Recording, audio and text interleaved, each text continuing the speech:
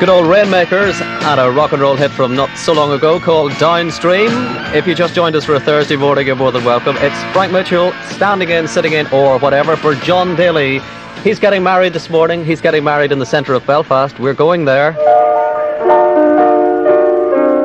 very good morning to everyone gathered here this morning in the Castle Court shopping complex in Belfast for what is no doubt going to prove to be one of the most unusual weddings ever to have been staged in Northern Ireland. Not unusual, of course, for places like America, but certainly here today. We are here to not perhaps consummate the marriage of John Daly and Maeve McFettridge, but certainly to see the first stages of a romance that has blossomed into something more. The groom is with me at the moment. John, tell us about the romance. Tell us exactly what Maeve McFettridge has that no other Belfast woman has. Well, Ken, it's a long story. We met a number of years ago, and obviously she is a striking woman, as the people here all know. She's a very, very striking woman. She immediately makes an impression on one, and I suppose over the years we've just got to know one another so well that we feel very close now. And obviously people who have listened to the programme know that whenever this idea was mooted, I wasn't 100% keen. I have to say that. I have to say I had reservations. But as time wore on, and one thinks to oneself that you're not as young as you used to be, and companionship is important. As those maturing years approach, sitting in front of a fire on a winter's evening with that cosy little, comfy little hand sort of enveloped in your own, it makes it all worthwhile. And also because May arranged everything and I couldn't really get out of it, I thought I'd better come down. John, you almost give the impression that you're saying goodbye to bachelorhood. May will be saying goodbye as a spinster.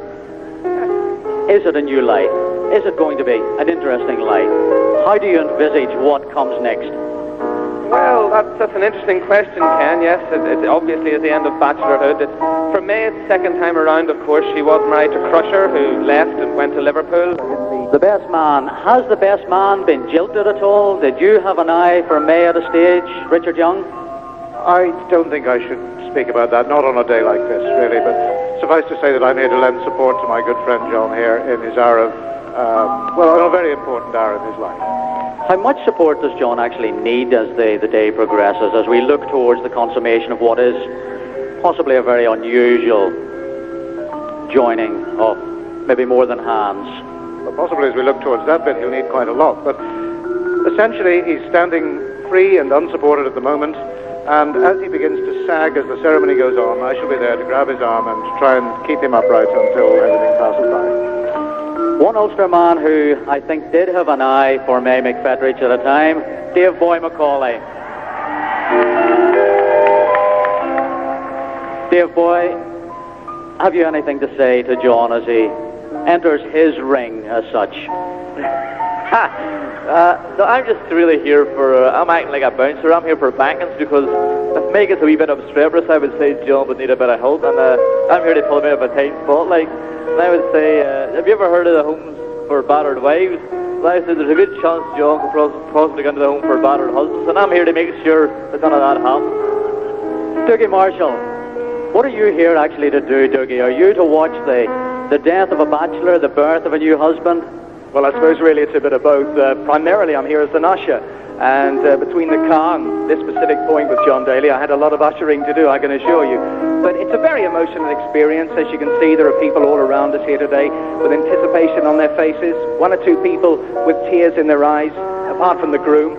And of course, we're all waiting for the moments when May McFettridge will arrive. The dress in question has been seen by only a few. It's renowned to be spectacular, colourful, and hopefully very, very delightful on this rather emotional experience. Waiting for your bride-to-be to arrive, John. The one question that we haven't really asked, to get into the personal moments of your life with May, when and how did you pop the question? Well, I think, again, those who have listened to the programme know that I have done no popping in my time at all, and in fact that it was May who led the way, as it were, and who, as I say, organised this entire event. I must say, Ken, I'm very grateful to Richard, particularly my best man, and indeed to the famous people here this morning, like Dave Boy Macaulay, and I notice a number of other famous faces in the crowd, and thank you to the thousands of people who have made their way down here to the Castle Court Centre in Belfast for what is a very important day for myself and May. It's always the bride's prerogative to be late, and indeed she is, but it just, I suppose, adds to the atmosphere of the occasion. I have to say I've had a very nerve-wracking morning. I cut myself shaving, which I suppose is to be expected, and also the trousers were a bit too long, and Richard, my best man, ran around all the shops trying to get it sorted, and eventually we got some double-sided tape, so everything's now under control. And as I say, we just await the moment when she arrives. I know that there are hundreds, if not thousands, of people at the front doorway here at Castle Court awaiting the arrival of the bride. Indeed, awaiting the arrival of the bride. What do you say to some people who say that maybe this marriage, you decided on it on the rebound? The rebound from a very silly night when you bounced into the City Hall wall. Well, there are those who say that. I mean, Ken, people are like that. You know what people are like. There are people who hold spite. That's all I'm prepared to say. People are spiteful. People will not allow anyone's emotions, anyone's real emotions, to come through. And at the end of the day, I feel that's what's important. Turning to the preacher man, as we await for the arrival of the famous May McFettridge, Mr. Preacher Martin, always you give advice to the couple. You take them behind the closed doors of the vestry or wherever you have your meeting. What advice did you give to Mr. Daly as he approaches marriage? How did you tell him to handle McFettridge? I told him that he was marrying a very wonderful but a very complex lady. I told him he was getting together with a lady who would need very special handling. I told him to embark on an approach of softly, softly, and I trust that this will prove to be the way. Tell me a little bit about the service as we still await the arrival. Hopefully she won't be too long, but tell me about the service itself. It's an unusual setting, of course. The service, is that unusual, or are you sticking to the formalities? No, our service will be short, but our service will be meaningful. And I trust that although these circumstances are rather unusual with so many people gathered here, that will not detract in any way from the solemnity of the occasion. It is almost like a cathedral here, John, with the high hollowed arches, and of course a baby shop just behind us as well. Have you thought about the consequences of marriage? Well, obviously, both May and myself are at an age when family life is important, when one has to think of the future, when one has to think of, I suppose, being more fulfilled in life. It's exactly what you said, Ken. It's about the end of bachelorhood. It's about the beginnings of something new, of something meaningful, something to make life worthwhile. And yes, as you say, a very appropriate setting, a beautiful setting here in the Castle Court. People in front of us, people up on the upper deck, the upper floor, as it were. And this beautiful resonant sound around, just as indeed as if we were in a cathedral setting. Can I ask you, we referred briefly to the marriage ceremony. Will you be pledging to love, honour and obey? Obey is one that I'm a trifle worried about, I have to admit. The love and the honour is fine, there's no question about that at all, but as Dave Boy Macaulay has already pointed out, May can be a trifle headstrong. Well, I gather, in fact, that she even laid down the ground rules for your stag night. Yes, this is true. I don't know who's been talking. Once again, people talk, and if the papers have got hold of this, it has nothing to do with me, and I have nothing to do with it, and it was all May's idea. What about May's friends now? She has her matron of honour to come with her, two matrons of honour, in fact, coming with her, two very close friends of May's. She is a very close and a very private person. Do you feel that you will be able to access that social circle that she has? Well, obviously, through the years, one has come to know Big Patricia, Josie, and many more of May's close friends. I'm sorry, I just am very nervous. Many more of May's close friends, and they're all nice people. Well, most of them are nice people. Big Patricia, couldn't get her up this morning. Obviously, had a late night last night. The hen night, it seems, did go on late into the night, and that was the last I heard. I got a call from one of the matrons of honour this morning, from Candy Devine, to say that Big Patricia couldn't be moved. that she just was unmoved. They were talking about getting a JCB to move her from the street, from Botanic Avenue, where she seemed to have camped for the night. You look like a worried man. Another friend of yours on the organ today, Derek Marsden. A little doleful, the music, is it not? Is it cognizant of maybe what lies ahead? Well, I wouldn't say doleful, Ken. I would say it's relaxing. It's comforting. It has that air of oneness about it. That air of a joining together. Well, we're waiting anxiously to see, of course, the first arrival of the bride. It'll come very, very soon. I gather her vehicle, her stretched limousine, is arriving. How did you manage to talk her into a stretched limousine? She usually travels on the city bus. Yes, indeed. She did talk about that, and she does, of course, have her bus pass. So that would have been useful, but on this occasion, I think she got a deal somewhere or other. She talked to someone recently at one of her cabaret occasions, which she tends to do, and I think she talked them into it in a moment of weakness. Richard, have you got the ring? That's the important thing. I wish you hadn't asked me that. What? I think there may be a slight problem with a bit of jewellery. I'm sorry, John, but is there a jeweller's shop in Castle Court? There is, yes. There, at the entrance, I think there's a jeweller's shop. Do you want to slip off? I'll just slip over. Now, don't panic, John. I'll be back. All right. Don't panic. Don't panic. Dougie and Dave, you were at the stag night. Was it a quiet, peaceful affair, Dave? Just the normal stag night, not too serious, just a few drinks. The boys didn't go overboard, had a good laugh, just tried to let John know what he's let himself in for. Well, what he's letting himself in for, I think we are about to find out, ladies and gentlemen, because as the preacher man Martin, the bride arrives, and as the wedding party takes its stage.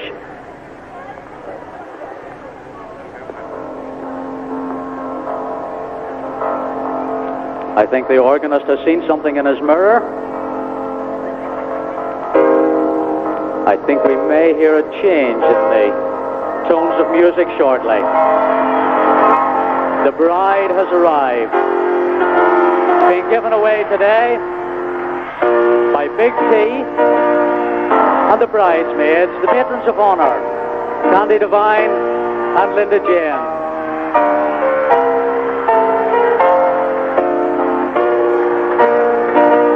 Well, John, it's a bit late. She's on her way. Your thoughts now as she arrives? I must admit, Ken, I'm even more nervous now. This is the most nervous thing I've ever been involved with, but I'm glad to see so many friends here, and it is great support to have so many friends and so many people here in Castle Court this morning as she arrives here with us. Oh, I must say I'm taken aback. That is a striking outfit. That's a beautiful dress.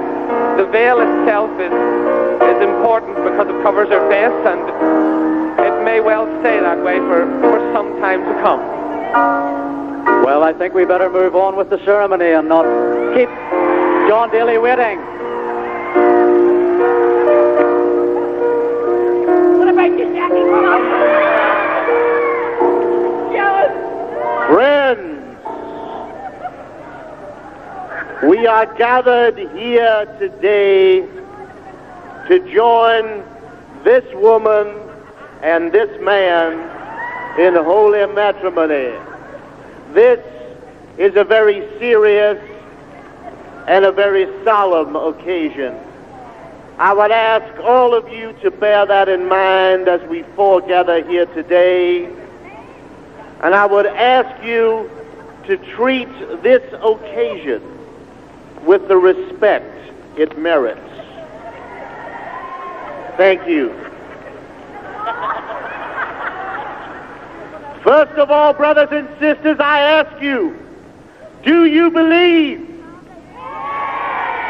Let's hear you say yeah.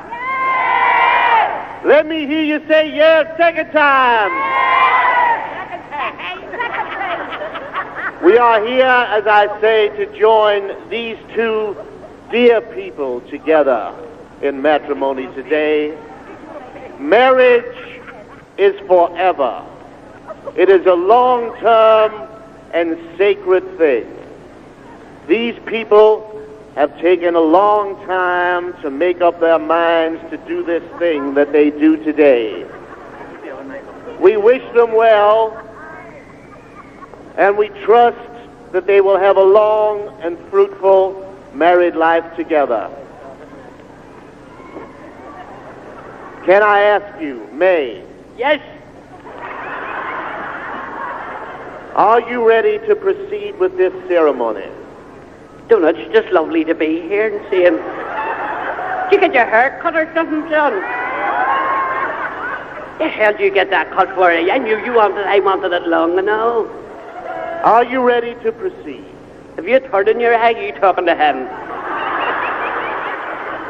Are you ready? Yes, yes, what the hell do you think I'm doing here, stopping all that egg fat flour? Go for it till we get into the funny moon. Now, John, are you prepared to carry on? I'm ready. Sure, I'll chase that, you son. Now, there is one thing that still has to be sorted out. Have you decided to accept the line where you agree to love, honor, and obey? I wanted to talk to you about Hold that. on a minute now, I'll tell you before. It's the obey bit. The others are fine. It's the obey bit. One word from you, I'll do what I want, okay? I'll obey. Yes, I'll fit the back off you. And May, are you prepared to love, honor, and obey? 2 out of 3's not bad, son.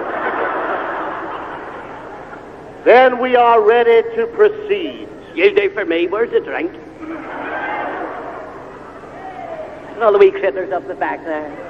Friends, we are gathered here today for the betrothal of Margaret Hilda McFettridge Hilda?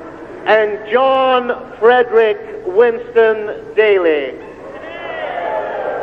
The hell do you get bread Before from? we proceed, I must ask if there is any man or any woman who has just impediment as to why these fine people should not be joined together this day in holy matrimony.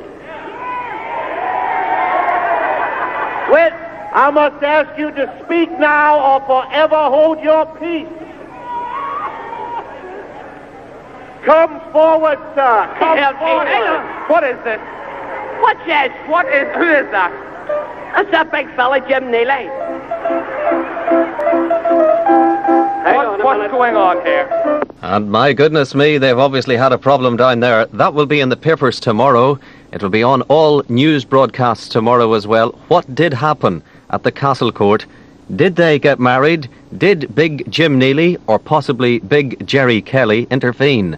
That's the question. Almost 5 minutes to 11 on this, what was to be a joyful morning. We are worried. We had a track from Cliff Richard to play. Congratulations. We have a feeling that something's gone wrong. So this seems like an appropriate Cliff Richard song.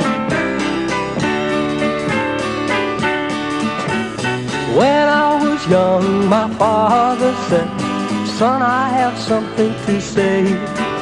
Suggest that we postpone these proceedings until... No, we'll just go.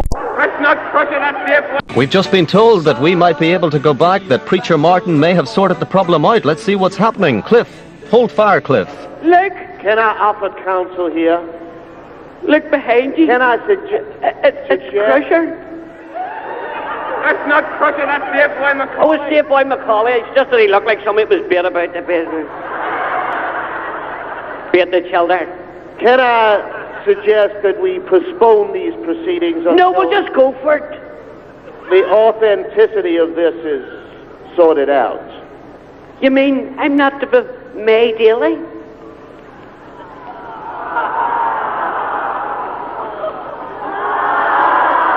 You can all do it together. We'll get this over quicker.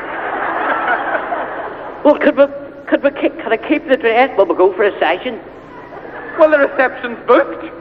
You mean we're going to get a swally anyway? I don't think I feel like one now. Easy, brother, easy. It's only a wee hiccup, son. A wee hiccup? You're married to somebody else and it's a wee hiccup? It's more like a convulsion. I think I'm taking one now in that way. I think I got through the change of life. What was it like, love? No way out. I think I'm on the turn. Me insides is loose. I need to go to the yard. Well, what will we do? Your Reverend Ivan Martin, what will we do, son? I feel that at this stage we cannot proceed. I feel that at this stage we need to check certain things and perhaps resume on another day. Well, I'm all right. And I feel that at this stage, as there is a party booked, we may as well have a party. That'll do for me. Would you all like a wee drink? I've never been so embarrassed in my life. I'll have to come away from the Castle Court complex there, but I think it's due deserts, or just deserts, to Mr. Daly for sabotaging the telephone lines, for not giving me the answer to the question, to give away the £380, but he's missed his chance to become a married man. We could see it coming, we could. The Reverend Martin has organised that party. You can still go along to Castle Court if you want to take part. We're getting back to some serious broadcasting, we are. So embarrassed. Sitting in for that man. What a friend he is. And Cliff's old tune is still appropriate. You're a bachelor boy, and that's the way to stay. The news at 11 o'clock. I'm Tracy Ann Griffiths. Good morning. That's it. It's 3 minutes past 11. Reaching out across the province, downtown is the one. And something of a footnote to the news, the marriage ceremony of John Daly and May McFettridge took place at the Castle Court complex in Belfast this morning, but it ended in disaster. A witness came forward to show May was married and was not free to wed. John Daly is said to be, at this moment, extremely relieved.